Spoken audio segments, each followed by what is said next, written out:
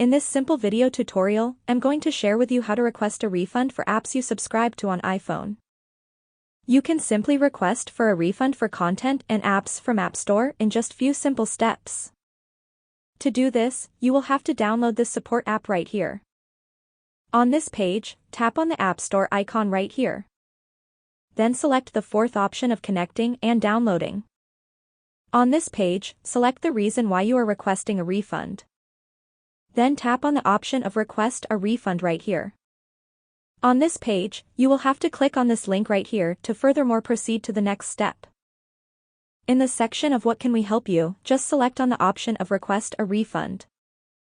Then choose the reason for the refund and press next.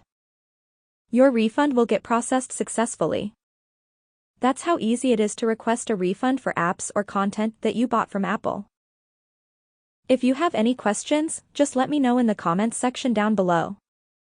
Please don't forget to leave a like, share and subscribe for more video tutorials like this one.